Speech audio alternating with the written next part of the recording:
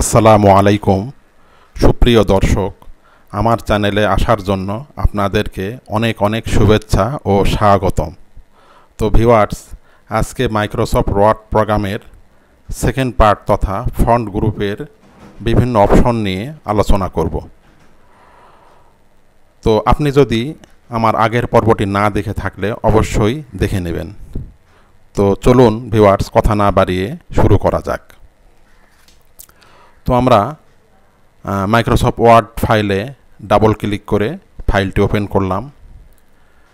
তো আজকে দেখব ফন্ট গ্রুপের এই যে সমস্ত আমরা আইকনগুলো দেখতে পাচ্ছি, এই আইকনগুলো নিয়ে আলোচনা করব। তো প্রথমে আমরা ফন্ট স্টাইল নিয়ে একটু কথা বলবো। তো আমরা লেখাটি সিলেক্ট করলাম, সিলেক্ট করার পরে এই ফন্টের এই আইকনে ক্লিক করলে বাংলা লেখার বিভিন্ন স্টাইল আমরা দেখতে পাচ্ছি। বাংলা লেখার বিভিন্ন স্টাইল দেখতে পাচ্ছি, এটিকে বলা হয় ফন্ট স্টাইল। আবার যদি আমরা এই ইংরেজি লেখাটি সিলেক্ট করে এই ইংরেজি ফন্টে যদি ক্লিক করি, আমরা দেখতে পাচ্ছি এটাকে হলো ফন্ট স্টাইল বলে। তো তার পাশের যে বাটনটি, এটাকে বলা হয় ফন্ট সাইজ। এই ফন্ট সাইজ লেখাটি সিলেক্ট করে আমরা যে কোনো সাইজ দিতে পারি, তাহলে লেখাটি তেমন হয়ে যাবে। আবার যদি আমরা ইংরেজি লেখাটি সিলেক্ট করে দিলে লেখাটি অনুরূপ হয়ে যাবে। এটি হলো ফন্ট সাইজ দেখলাম আমরা। তার পাশের বাটনটি হলো ইনক্রিজ বাটন। এখানে ক্লিক করেও আমরা বড় বা লেখাটিকে বড় করতে পারি।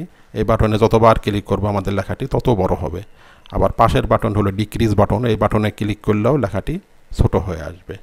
ইনক্রিজ এবং ডিক্রিজ বাটনের কাজ দেখলাম। তার পাশের বাটনটি হলো ক্লিয়ার ফরম্যাটিং। আমরা যদি এখানে ক্লিক করে এই ক্লিয়ার ফরম্যাটিংয়ে ক্লিক করি, তো প্রথমে যে লেখাটি আমরা লিখেছিলাম অনুরূপ লেখাটি হয়ে যাবে। এটি হলো আপনার ক্লিয়ার ফরম্যাটিংয়ের কাজ। তো তারপর নিচে একটি বাটন আমরা দেখতে পাচ্ছি, এটাকে বলা হয় বোল্ডটার কাজ হচ্ছে লেখাটি মোটা হওয়া। লেখাটি সিলেক্ট করে যদি আমরা বিতে ক্লিক করি বা কন্ট্রোল বি, কিবোর্ড থেকে কন্ট্রোল বি চাপলেও লেখাটি বোল্ড হবে। আবার না চাইলে এই বিতে বোল্ডে ক্লিক করলে স্বাভাবিক হয়ে যাবে। তার পাশের বাটনটি হলো ইটালিকটা কি? লেখাটিকে একটু বাঁকা বাঁকা করা। যেমন লেখাটি সিলেক্ট করে যদি আমরা ইটালিকে ক্লিক করি, তাহলে লেখাটি একটু বাঁকা স্টাইল হচ্ছে, এটি বলা হয় ইটালিক। তো কন্ট্রোল আই চাপলেও লেখাটি ইটালিক হবে। আবার লেখাটি সিলেক্ট করে যদি আমরা এই ইউতে ক্লিক করি, তাহলে লেখার নিচে একটি আন্ডারলাইন হবে। না চাইলে আন্ডারলাইনে ক্লিক করলে উঠে যাবে। আবার কিবোর্ড থেকে যদি কন্ট্রোল ইউ চাপি, তাহলেও লেখাটি আন্ডারলাইন হবে। তো তার পাশের বাটনটির নাম হলো স্ট্রাইক থ্রোটি কি?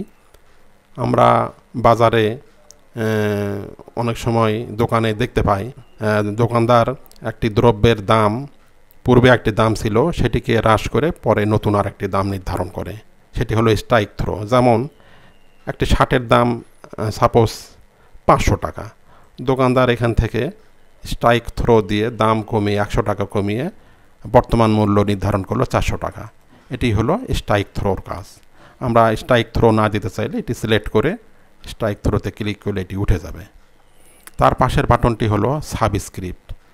আমরা ম্যাথমেটিক্যাল টার্মে অনেক সময় এরকম দেখে থাকবো যে প্রথমে আমরা এ লিখলাম, তারপর একটা 2 লিখলাম, লিখে যদি 2 সিলেক্ট করে সাবস্ক্রিপ্ট বাটনে ক্লিক করলে 2টি নিচে চলে আসবে। আবার যদি এই 2 সিলেক্ট করে সুপারস্ক্রিপ্ট বাটনে ক্লিক করলে 2টি উপরে উঠে যাবে, অর্থাৎ বি স্কোয়ার হলো। এটি হলো গাণিতিক সিস্টেমে সাবস্ক্রিপ্ট এবং সুপারস্ক্রিপ্ট লেখার নিয়ম। না চাইলে এই সুপারস্ক্রিপ্টে ক্লিক করলে আবার স্বাভাবিক হবে। আবার 2 সিলেক্ট করে সাবস্ক্রিপ্টে ক্লিক করলেও এটি স্বাভাবিক হয়ে যাবে। তার পাশের বাটনটির নাম হলো চেঞ্জ কেস। আমরা একটু লেখাটি ছোট করে নিই, তাহলে সুবিধা হবে। লেখাটি আমরা ছোট করে নিলাম। লেখাটি ছোট করে নিয়ে এটিকে আমরা স্বাভাবিক করে নিচ্ছি। আমরা এটিকে ভার্দেনা ফন্টে নিলাম, এটিও ভার্দেনা ফন্টে নিলাম, একই রকম করে নিলাম নিয়ে এখন দেখব এখানে আমরা প্রয়োগ করব চেঞ্জ কেস। তো লেখাটি আমরা সিলেক্ট করলাম, লেখাটি সিলেক্ট করে যদি চেঞ্জ কেসের এই আপার কেসে যদি আমরা ক্লিক করি তাহলে লেখাটির সব অক্ষর ক্যাপিটাল লেটারে হবে। আবার যদি লেখাটি সিলেক্ট করে আমরা এই চেঞ্জ কেস অপশানের লোয়ার কেসে যদি দেই তো সব অক্ষরগুলি সব ছোট হাতের অক্ষরে হবে। আবার লেখাটি সিলেক্ট করে আমরা যদি এই ক্যাপিটালাইজ ইচ ওয়ার্ড, প্রত্যেক শব্দের প্রথম অক্ষরটি ক্যাপিটাল, বাকিগুলি স্মল লেটার, এরকম হবে। আবার যদি আমরা সিলেক্ট করে টুগল কেস দেই তাহলে প্রত্যেক শব্দের প্রথম অক্ষরটি ছোট, বাকি অক্ষরগুলি ক্যাপিটাল লেটারে হবে।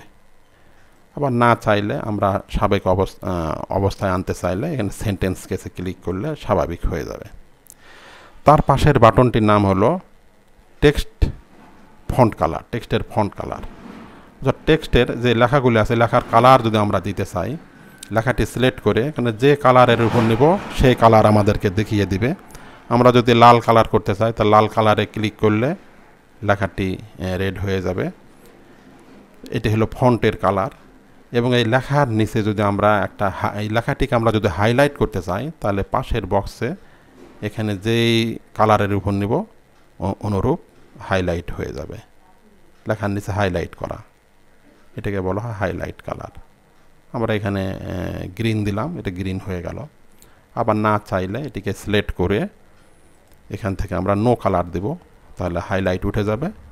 আবার টেক্সটের কালার উঠিয়ে দিতে চাইলে এখানে ক্লিক করে আমরা অটোমেটিকে ক্লিক করলেও লেখাটির টেক্সট কালারটি উঠে স্বাভাবিক হয়ে যাবে। তো তার নিচে একটি আইকন দেখতে পাচ্ছি ফন্টের পাশে, এখান থেকেও আমরা কিছু ডিজাইন দেখতে পারি। তো এখানে ক্লিক করে এখানে যেমন লেখাটি দেখতে কেমন হবে, যদি এখানে শ্যাডোতে ক্লিক করা হয় তাহলে লেখাটি এরকম লেখার একটা শ্যাডো আসবে। আবার যদি আমরা আউটলাইনে ক্লিক করি তাহলে লেখাটি এরকম আউটলাইনের মতন হবে। আবার ইমবসে ক্লিক করলে লেখাটি এরকম মোটা হবে, যেমন একটু আমরা ওকে করে দেখাই, লেখাটি দেখেন একটু ইমবস হয়ে গেছে এটা। তো আবার এখানে ক্লিক করে যদি ইমবস না চাই তাহলে ইমবসের টিক উঠিয়ে দিলেই হয়ে যাবে। আবার এনগ্রেভ মানে পাথরে খোদাই করে লিখলে যেমন হয় অনুরূপ লেখা হবে। এটা পাথরে খোদাই করা লেখার মতন এটা হয়েছে।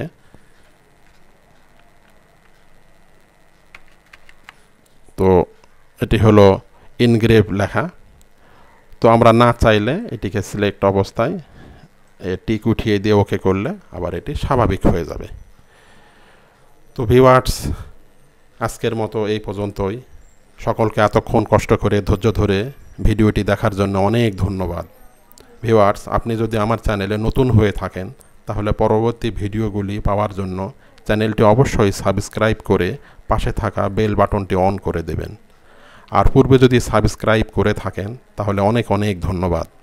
সেই সাথে ভিডিওটি লাইক, শেয়ার এবং কমেন্ট করতে ভুলবেন না। তো ভিউয়ার্স, আগামী টিউটোরিয়ালটি দেখার আমন্ত্রণ জানিয়ে বিদায় নিচ্ছি। সকলে ভালো থাকবেন। আল্লাহ হাফেজ।